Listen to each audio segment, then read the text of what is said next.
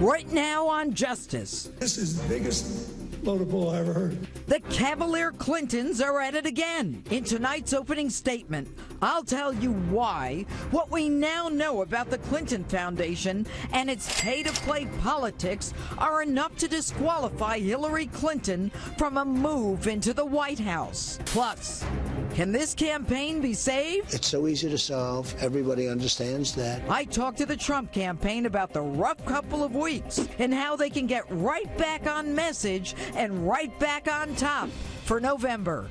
Justice starts now.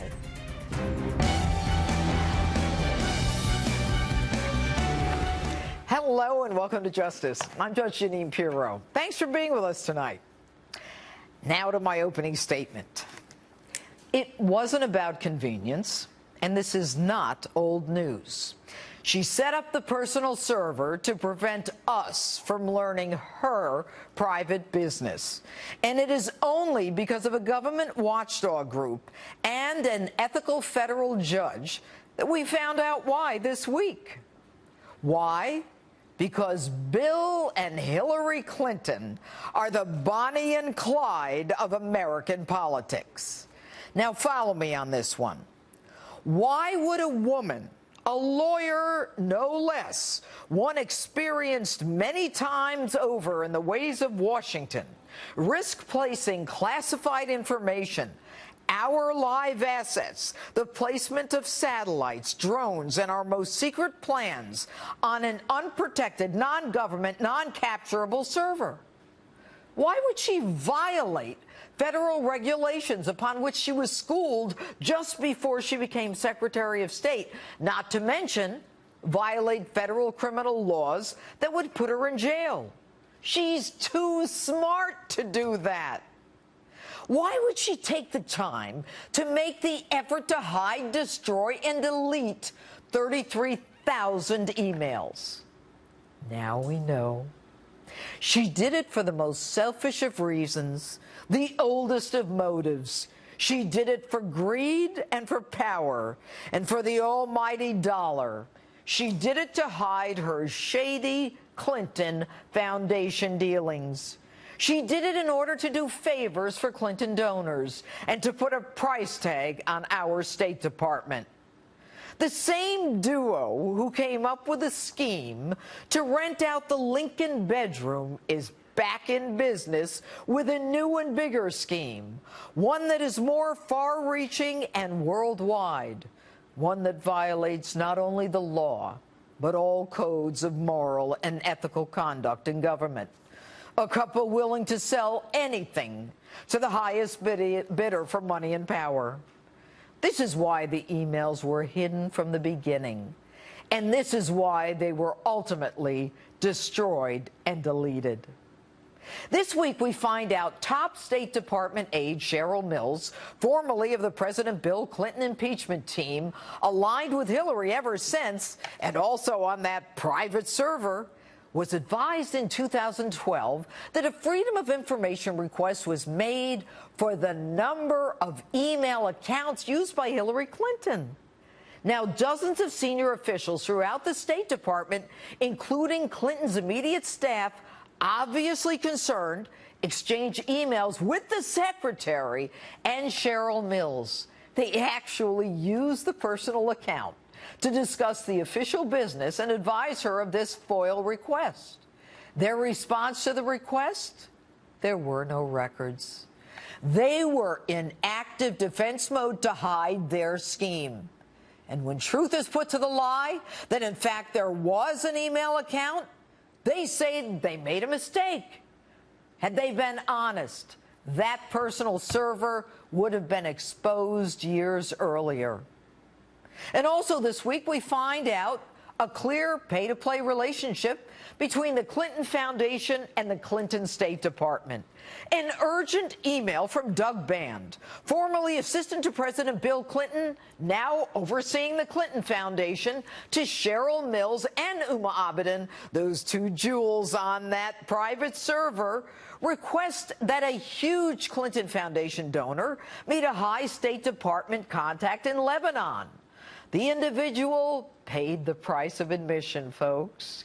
Gilbert Chagoury gave between $1 and $5 million to the Clinton Foundation and pledged $1 billion to the Clinton Global Initiative. So, of course, arrangements are made for him to meet with Jeff Feldman, the former U.S. ambassador to Lebanon, the country where Chagoury was doing business. Abadan, ironically, paid both by the foundation and the State Department, immediately responds with, "I'll talk to Jeff," ignoring the agreement between Hillary and President Obama to create a wall between that Clinton Foundation and the State Department, confident that it would never be found out. And when we learned there was a private server, what happens? You do what anyone looking to hide the evidence does. You erase, you conceal, you hide, you destroy. Now, I've told you this before. The Clinton Foundation is nothing more than a money laundering operation parading as a charitable foundation, where estimates are that only 15% of its money goes to charities, the rest to expenses, a veritable slush fund for Clinton operatives and ex-employees, a convenient way to get money from foreign countries and donors not allowed to contribute to presidential campaigns, but willing to dump hundreds of millions of dollars into a foundation of a powerful Secretary of State and possible future president. Why and for what? For access, for information, for power. Folks, politicians on a much lower level, of course, have gone to jail for much less. And we find out this week that when the FBI, 3 separate offices, approached the Department of Justice to commence an investigation into this so-called not-for-profit 501c3, the Department of Justice refuses to do so. You know, and Fifth Amendment pleading Lois Lerner, when she opens files on small conservative organizations, she gets away with it, too. A few years' vacations, a bonus, and a pension. So it's no surprise that the DOJ refuses to investigate the Clinton Foundation. No surprise at all. The collusion between Loretta Lynch and Bill Clinton was on display for all to see in an astounding meeting on a tarmac in Phoenix, while an investigation of Bill Clinton's wife was being conducted by Loretta Lynch. And consider this one. Isn't it curious how Miss Lynch is willing to listen to the FBI when they recommend not going forward with charges against Hillary Clinton? But when the FBI recommends going forward with a criminal probe on a blatant pay-to-play bribery investigation of the Bill Hillary and Chelsea Clinton Foundation, their answer is a resounding no. And you know what, folks? The Clintons, they're not even grateful. They are classless. Take a listen. The FBI director said when he testified before Congress, he had to amend his previous day's statement that she had never received any emails marked classified. They saw 2 little notes with a C on it. This is the biggest load of bull I ever heard. You know, the FBI's ability to lose decades of hard-earned and well-respected credibility is now on display for the country to see. You know, Jim Comey is the FBI director, and I told you, Jim, last week what happens when you run with these kinds of people. Jim, you're running with dogs, and you know better than I that when you lie with dogs, expect to get fleas. Jim, listen to that comment from Bill Clinton. Jim, my friend, you deserved it. And that's my opening statement. Tell me what you think on my Facebook page or Twitter, hashtag Judge Jeanine. And with me now, Progress Texas Executive Director and Hillary Clinton supporter, Ed Espinoza.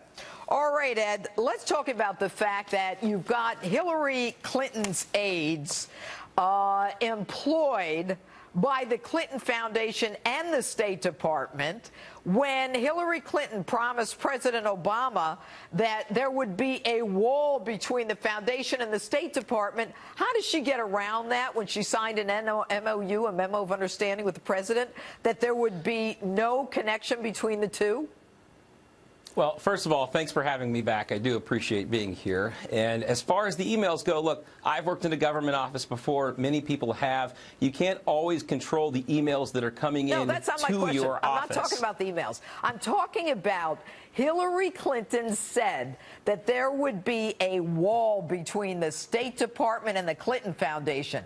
So if there is that wall that she promised the President of the United States, how is it, number one, that Uma Abedin is paid by both the State Department and the Clinton Foundation, and that she is reaching out to the State Department to make sure that a Clinton Foundation donor gets a meeting with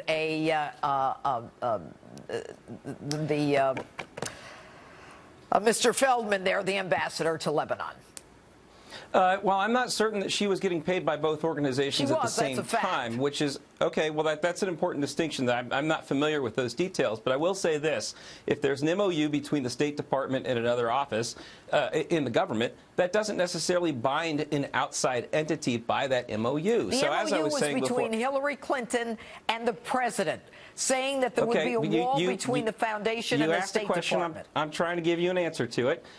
Respectfully, if the other organization from the outside sends an email and they send requests, they're not bound by, the outside entity is not bound by that MOU. Now, as I was saying, I've worked for government offices before. Lots of unusual and sometimes misguided requests will come into those government offices.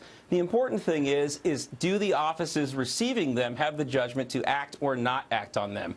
And in this case, I don't think there's any evidence that the State Department did act on those emails. Yeah, they set up the meeting, Ed. They set up the meeting. And by the way, when you've got the same woman employed by the foundation and the State Department who's setting up the meeting for a guy who gave $5 million to the foundation, whether or not the meeting occurred is not the issue.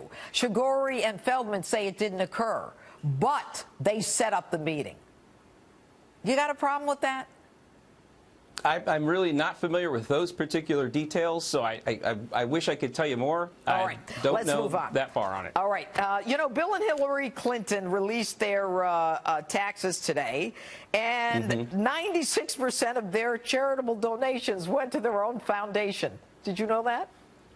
I was unaware of that, no. But I do think that it's telling that they did release their tax returns when, comparatively, Donald Trump hasn't released any of his tax returns. And I think that if we want to have an even playing field to see where charitable contributions are going, that let's see where Donald Trump's cards are. We know where the Clintons' cards are now. Yeah, we do. And they put their money in their own foundation, which we don't really understand because accountants are telling us they have a whole new paradigm the way they set it up. Ed Espinosa, it's good to have you on the show. Thank you so much. All right, my political panel is still ahead tonight, and we'll get into all of this. But next, National Donald Trump spokesperson Katrina Pearson is standing by. I have a lot of questions about a rough few weeks for Mr. Trump and how this ship can get turned around toward a pointed November victory.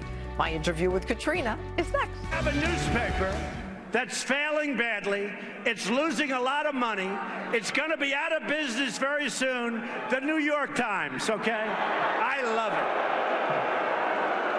And they wrote a story today.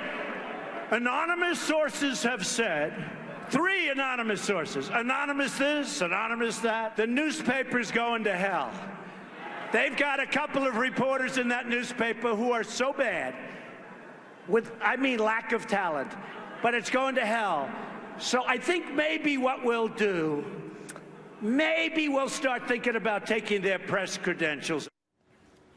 That's Donald Trump at a campaign rally in Connecticut a few minutes ago, suggesting he might pull the New York Times press credentials for an article that's citing problems within his campaign. This amid another tough week for him on the campaign trail and a new controversy with dozens of Republicans calling for the RNC to cut off funds to Trump's presidential campaign. Here with reaction is Katrina Pearson, Donald Trump's national spokesperson.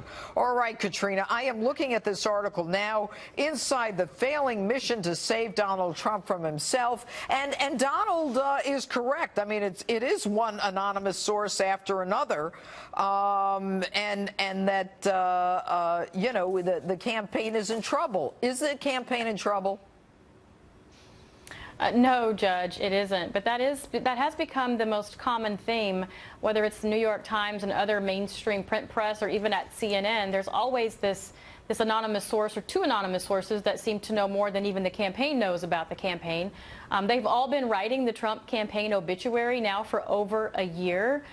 Even after Reince Priebus was campaigning with Donald Trump yesterday, they're still writing stories that the RNC does not support Donald Trump and vice versa. We have to remind people that Donald Trump is the one raising the money for the RNC.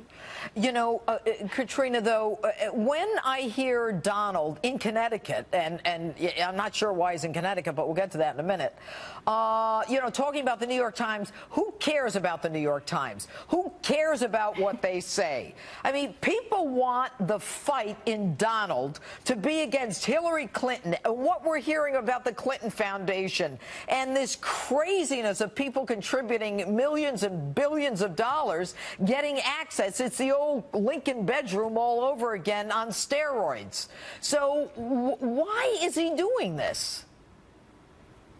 Well, you will hear him talk about that as well, and the rally will be online for anyone that wants to see it that missed it tonight. He talks about all of the above simply because, look, Judge, he is fighting not just against Hillary Clinton, he is fighting the media. He's been able to get past the media by taking them on head-to-head because, as you know, when someone's constantly attacking you and you don't defend yourself, it actually works against you and not for you. And that's why we're excited to have Donald Trump as a Republican candidate, someone that's going to take these people head-on and call them out for their lies. And I think more people now understand the biased media because they're definitely not hiding it anymore, but they're getting Donald Trump's side of things, which is something that's never been done in Republican elections in the past. But you know, let's assume, you know, that the press is going to focus on things. And I find it stunning, Katrina, as a prosecutor, when I look at all of this stuff that we're just seeing in the emails that were deleted, expunged, concealed, burnt, wiped, whatever you want to say. And everybody just ignores it. And they're worried about what Donald meant about Second Amendment people in the Supreme Court. I mean, I understand it. But at the same time, he now understands the press. Why play their game? Sure. Why not just get out there and say, and this week we saw this and this and this, and not even go in the other area? Well, I mean, you're right. It's not news that the Clintons are corrupt to the core. I mean, they have a string of scandals behind them for over 30 years. The media has been covering for them.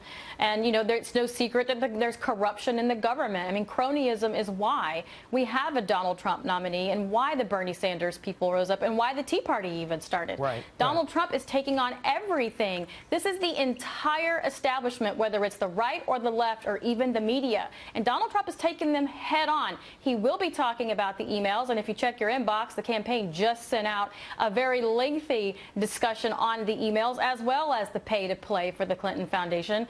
And the media is not going to talk about that. So the media, it has to be called out for what they are. The bias has to be pointed out so that when individuals do hear what the media is saying, they know to only take it with a grain of salt, simply because they're not telling the whole truth. And look, Judge, you mentioned earlier that there was, you know, one thing after another for the Trump campaign, and the reason why is because the media doesn't want to cover the email scandal because they've been covering for Hillary for a very long time. She left the campaign trail for the entire weekend after the news came out, and CNN broke it, that 3 FBI field offices want to investigate the Clinton Foundation, and no one is asking her these questions. I gotta go, Katrina. Thank you so much.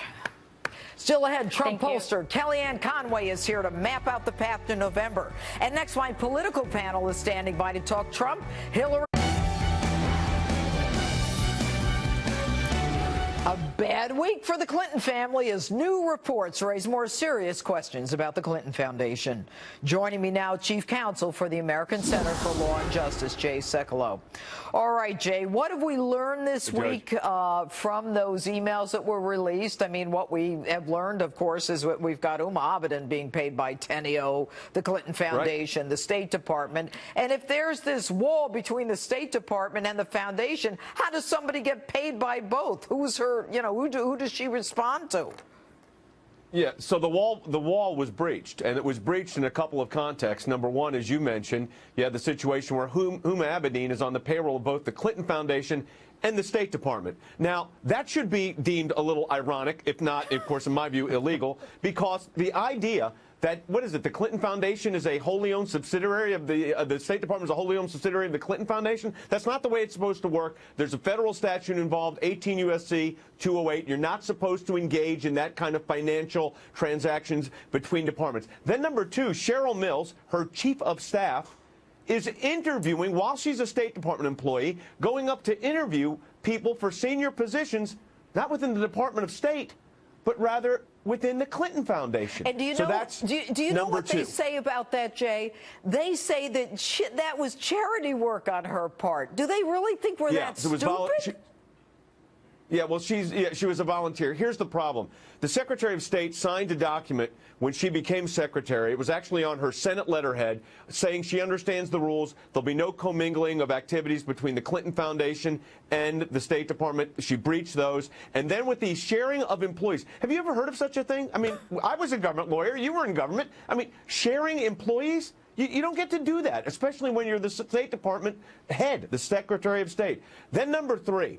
You have the pay for play. Basically, you make a large donation, an email comes out saying to Abedin saying, take care of this guy, basically VIP treatment. Now, if Hillary Clinton was not the Secretary of State, does that individual get that kind of access to the State Department? It really doesn't matter whether the meeting took place or not, although I think the next series of Freedom of Information Act request needs to get that information. That's the information we need now. What happened once the request was made? Well, Jay, certainly more to come. And the guy Shigori, a conviction, a lot of stuff going on. $66 million fine for corruption. A lot of bad stuff there. Very bad stuff. Anyway, Jay, thanks so much for being with you. More time next time. Thanks, Jeff. All right. Quite a week of controversy for both of the candidates. A lot to talk about. We're going to get right to it with my political panel, Republican strategist and Trump campaign senior advisor Boris Epshteyn, and political commentator and Clinton supporter Danielle McLaughlin, who we are welcoming to justice for the first time. Okay, I'll start with you. Not a good week for Donald. He's down 10 points. What is going on? LA Times within 1 point, Bloomberg, Reuters within margin of error, no problem at all. Listen, our bad week, quote unquote, was he said that there's political voter fraud. Voter fraud happens. Her bad week is you learn of more emails. You learn of the fact that she perjured herself in front of Congress when she said she turned over all her emails. And then you learn about Cheryl Mills' visits to New York. And she's saying those are for charity. We all know, just like you said, we all know better. Also, did she meet with the heads of Walmart and Amazon for charity? That's a lie. They continue to lie to the American people. What I'm saying is I made all those arguments. It's not helping him. It's hurting her. Well, it's hurting him and helping her. Why? So we have 86 days left to go in this election, right? It's all about making a case to the American people that Donald Trump is better on national security. But he made his case. He was up last month. And polls go. Dukakis was up 17 after the DNC. Hey, LA Times, he had 10 points and now he's up by 1. So Donald Trump can't get out of his own way to fix this campaign. It's about discipline.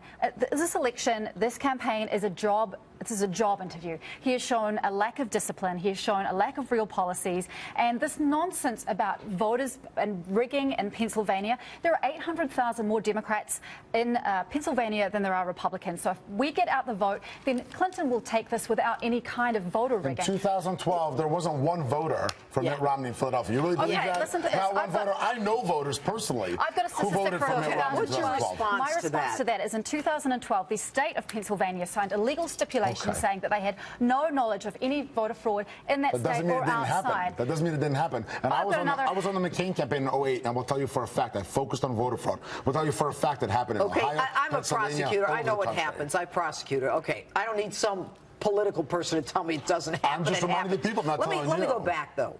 You say that he's running for a job. He is running for a job. And last month he was winning. So what happened? I think that he is using what worked in a primary campaign, and it's not working in a general. That he hasn't made the pivot. He hasn't made the pivot. He is shrinking the map for Republicans. Of course he's made the pivot. Again, he's not. You're talking about polls that are 86 days out. Dukakis was up by 17 after the Democrat National Convention. What is he doing in Connecticut tonight? He's in a great rally in Connecticut. It's not a swing state. Why is he in Connecticut? Because Donald Trump is somebody who is a complete game changer. Look at states like Wisconsin, Michigan, Pennsylvania, and Connecticut. They are in play. And if you go 5 miles away from the coast in Connecticut, Connecticut is a town with a lot of those Rust Belt voters, and he's getting those energized, and we will win Connecticut. He needs to be in a swing state. She's beating him in the swing states. He was in swing states all week. He was in Florida about 5 times, in Pennsylvania about 5 times. What Donald Trump is doing. Where's Hillary today? Excuse me. Let me finish. No, let her finish. What Donald Trump is doing now is what Richard Nixon did many, many years ago. He tried to visit all 50 states. That is a strategic error on Donald Trump's part. He needs to focus on Ohio, on Florida. He needs to focus on North Carolina. He's not going to Hawaii or Alaska. It's not the same thing as 1916. First of all, second of all, Richard Nixon won that election if it wasn't rigged by the Kennedys. Second of all, Hillary Clinton is nowhere today. She's down all weekend. Can I say something about Donald? Everybody knows that he's my friend in the interest of disclosure. I know Donald Trump. The man doesn't sleep, all right? If he can go to 900 states, he would. That's just who the man is. And we're getting voters in those states. We're getting people excited. And also, by having a rally tonight, it's all over television. So it's not just Connecticut that's seeing him. The whole country is seeing him. It's being covered because and he's a workaholic. I don't know about her. No, she's taking a nap. She's down all weekend. She's taking a nap. Bill Clinton was in Vegas last night. How'd that go? Every single person that's what happened in Vegas? He's the one who said that it was BS that Jim Comey, the head of the FBI, who did him a solid. Excuse me, Danielle, was that stupid? I cannot comment on that, and I will not. I want to go back. You're on television. What happens in Vegas stays in Vegas. I want to go back to whether Hillary Clinton is a hard. No. Answer the. Is that dumb for the president of the United States to say that's BS for the FBI director who cut his wife loose from a case?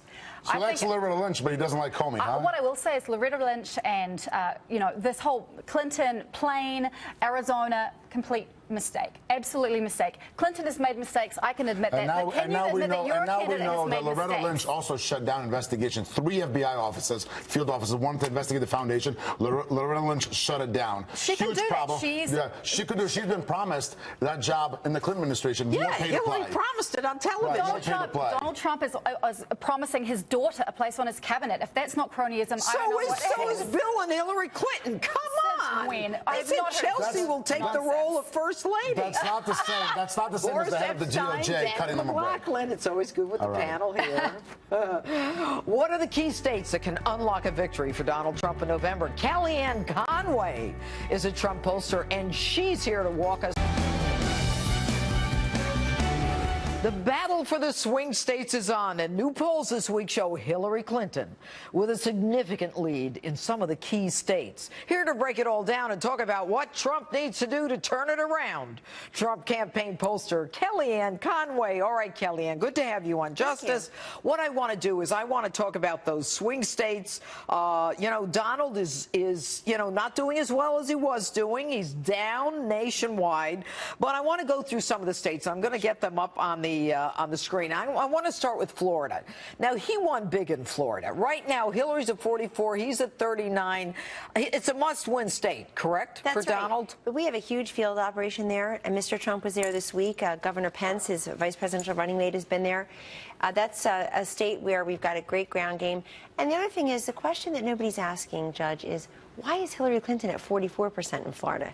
If Donald Trump really takes the wings off of butterflies, as the mainstream media tells us every day, if she's very defined, if she has all the king's horses, all the king's men, all this staff, all this money, all this support, why are her floor and ceiling so dangerously close together? His number is more likely to be dynamic and on the move. It's his number that can go up. She's basically been hovering around the same place for a long time. And I'll tell you what else has happened in the last 2 weeks. Scarcity has benefited her. all of the news coverage is about him. When you shroud her and you protect her and you hide her, she does very well. She tried to win the primary that way, didn't she? They called her the nominee for a long time. Then all of a sudden she had to come out and debate Bernie Sanders. He went on to win 22 states. She doesn't wear well. That's why they keep her hidden. You can't hide forever. But Kellyanne, when you look at what's going on, if she hides, they go after Donald. Exactly. She can have these emails come out as they did today that to me indicate a blatant pay to play. And, you know, she just, her numbers go up and they attack him for saying, you know, Second Amendment or this or that. And that's why I wanted to raise it with you. We can talk about numbers, we can talk about demography, but this is an important point because it's one thing to have unfair and biased media coverage. We expect that of the Trump campaign. It's quite another, Judge, to have incomplete coverage of this race. Last I checked, there are 2 major party candidates running for president.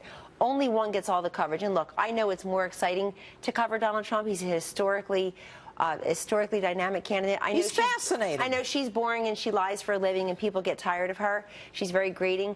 But everybody has a duty to cover her. She can't hide forever. And I'm telling you, as soon as you start seeing more of her, not in her $60 million worth of ads, but seeing more of her on the stump, it won't go well. All right, let's go to the next state. What do we have, guys? Colorado, she's at 46. He's at 32. What does he do to turn that around? Visit Colorado and also tap into what I think is a tremendous grassroots operation in Colorado. Mitt Romney lost that state by 6 points plus, so that's a state that has been elusive. Is it the Hispanics in Colorado? Well, Mitt Romney got less than 30% of them in Colorado. So for all the people who are on the ledge, hand-wringing, it's all over, they should go back and look that we weren't left with a very good hand to play there, structurally, institutionally, by the last Republican nominee. But no Republican nominee is going to end up with 32% of the vote in Colorado. I think there are 5 states in play right now. I'd expand into Colorado a little bit later. But if you talk about Ohio, Pennsylvania, Florida, all right, let's go to Iowa, the next state. Let's go to the next state, guys. We've got North Carolina. Hillary 48, Donald 39. No. We see it tighter inside. We have a tighter race internally, Judge. And the fact is that that's another place where both Pence and Trump have been often recently and will continue to go. It's a state where you've got a Republican governor who's up for re-election this year. That will play into this. Haley McCrory. Yeah. Pat McCrory. And it's a state that it's the only one of the 9 swing states that Mitt Romney actually carried, and narrowly. Remember, there were 9 swing states left. He won 1, which means he lost 8. Let's do the easy math. Yeah. So we feel this is August, not October, and that we're poised to earn these votes to continue to campaign. But, you know, if Donald is the one who's all over the place and she's not, he's still low. He's still lower. I mean, we just talked about that with the panel. She's not showing up anywhere. She's got all the bad factual press, and he's got all the illusionary press, negative press. Let's keep going. Then Pennsylvania, Hillary 48, Donald 37, and that mess. Let's talk about that. So we need to increase our margins in the suburbs of Philadelphia, Bucks, Berks, and Montgomery County. There's no question that needs to happen. There, too, it comes down to ground game. It comes down to candidate appearances. And that's also a state, though, that, again, Governor Romney lost by 7 points. And I keep going back to that for a very simple reason. I want people to understand that these institutional problems for a Republican nominee did not begin with Donald Trump. Yeah, but nobody cares about that. Nobody cares about Romney. You know, he lost. You know, if he lost, he's saying Donald's going to lose. Let's go to the next state. No, he's going to win Pennsylvania. How could he win it? He's in a mess. Because it's August, not October. All right. Let's talk again. He was ahead in Pennsylvania a month ago. He will be there again. What's the next state? Iowa. Okay, he's ahead. Iowa's fascinating, and Iowa's a state that does not like Hillary Rodham Clinton. Why? She came in 3rd there behind Obama and John Edwards. Why? In 2008. She just doesn't. They don't cotton to her. She doesn't click with people in Iowa. She effectively lost there to Bernie Sanders this year. She won by like a less than a percentage point. All right. That's a place where Donald Trump will do well. Huge rallies this week for Governor Pence there. It's a place where, as the governor of Indiana, he can go into Iowa again and again. I'd put him there. All right, Kellyanne Conway, we're going to bring you back and keep going through this. Thanks so much for being with us. And who will millennials turn the lever for in November? We're debating it right here next. Stay with us. Less than 90 days until Election Day, and the stakes are high. So, could the millennial vote end up being a make or break for Donald or Hillary? Let's ask some millennials, Democratic strategist for Trump supporter Harlan Hill, and Democracy for America communication director and Clinton supporter Neil Soroka. All right, gentlemen, right now, you, Harlan, are for Donald Trump, and you, Neil, are for Hillary Clinton. Both of you previously for Bernie Sanders. So, Harlan, as you look at this week, it has not been a great week for Donald Trump. And why do you think that is? Well, I think that he's stepped on a rake a couple of times. He's making some style mistakes that I think that are avoidable. But it's important that he starts telling one important story that millennials will respond to. They are anti-taxes, they are anti-regulation, and they're anti-central control. If he starts framing the liberal ideology in those terms, I think that he can speak to a lot of millennials. Remember that we came of age during Obamonomics. We don't remember good times. And if he starts talking about how it's possible to have a pro-growth president in the White House, I think that a lot of us will respond to it. And it won't come from social programs. It'll come from economic growth. What do you think of that, Neil? I think that's pretty funny. I mean, listen, we know that Bernie Sanders got a record number of millennials out to the polls in the Democratic primary. And right now, there are 3 times more Americans believe that aliens live among us than Bernie Sanders supporters who are supporting Donald Trump. He is an absolute train wreck for millennials, and it is not going to get any better anytime soon. This is one of the most diverse generations this country has ever seen. And what you've got is a candidate running a bigoted train wreck of a campaign, and that's turning millennials off around the country, and that's not going to change anytime soon. In all due respect, only 43% of millennials say that they're going to vote for Hillary Clinton, according to the ABC News Washington Post poll. So the notion that there's overwhelming support for her is wrong. It's not founded in the facts. I mean, look, 25% say they're going to vote for Donald Trump, another 16 are going to vote for Johnson, and then another 9 are going to vote for Stein. So this is cut up. She doesn't have the appeal that Barack Obama did or Bernie Sanders did to millennial voters and Sanders supporters. Well, here's what we know, is that there is absolutely no way that Donald Trump is going to win millennials' votes. And listen, I think it'll be interesting to see where polling ends up as we get closer and closer to Election Day. I think more and more millennials are going to be these smart voters that they have been so far and understand that this election is really a choice between 2 candidates. One candidate who is a bigoted circus barker and the other candidate, Hillary Clinton. And I think they're going to naturally gravitate towards the sensible candidate. With all due respect, Neil, if you want to call one name, you have to call the other one a liar. A neocon. Sure, that's going to happen. That's already happening here. Excuse me. I get to ask the question. A liar and someone who has repeatedly lied to the American people about a video, about classified emails. Her husband comes out and basically says the FBI director is full of a load of BS. I mean, come on. Yeah, listen, I think that is going to be the charges that are made against Hillary Clinton. And listen, I think that millennial voters are watching Donald Trump, what he says and what he does, and that's more important than any of these innuendos and claims that are being made by... Did you call it an innuendo when someone lies to the American people? Is that an innuendo? Listen, we know that Donald Trump is a repeated liar to the American people. This is a guy who can't get through a secret without saying something untrue. Neil, what did he lie about? What has he lied about? Yeah, what has he lied about? Tell me. So one thing that he lied about just this past week is that he was somehow trying to gin up gun fanatics when instead he was actually threatening a presidential candidate. That was a lie. Really? And what about the fact that the night in Benghazi they waited 13 hours and Hillary Clinton said that it was about a video and we couldn't have gotten there in time? Was that the truth? How many millions of dollars are Republicans going to pour into investigating Benghazi and finding nothing? Do you really believe hundreds of millions of dollars? Huh? They have found nothing. They have found nothing. What have they found? What have they found to go after Hillary Clinton with? What are they going to go after her with? The fact that there are 4 people who died, and she criticized. Yeah, they are, which is incredibly unfortunate. You know what? Let me explain something to you. When I ask a question, you listen and you answer. All right? Sure. Go ahead. Go ahead. Look, Hillary Clinton does not, I mean, she's a neocon. She's supported every war since Vietnam. She's pro-Wall Street. She's anti-worker. I cannot in good conscience support her. And I think a lot of millennials actually are in the same boat as me. And when you look at the polls, if you trust the polls, I'm right. All right. So, Neil, what does Donald Trump have to do to get your vote? And, Harlan, what does Hillary have to do to get your vote? So Donald Trump needs to run a completely different campaign. Yeah, Donald Trump needs to run a completely different campaign. He needs to go back to 2008 and maybe think about how he's going to comport himself over the Obama presidency. I think, listen, he's lost the millennial vote. It's not going to happen anytime soon. I will come back on the show and grovel if he wins the millennial vote after this election is over. Harlan? It's important to say that he may not win the millennial vote outright. He may not win a plurality, but he is going to peel enough voters away. All right, Neil, Harlan, thanks for being with us. And we're going to be right back. In tomorrow night for a special Sunday edition of Justice at 9 p.m. And you'll get a dose of street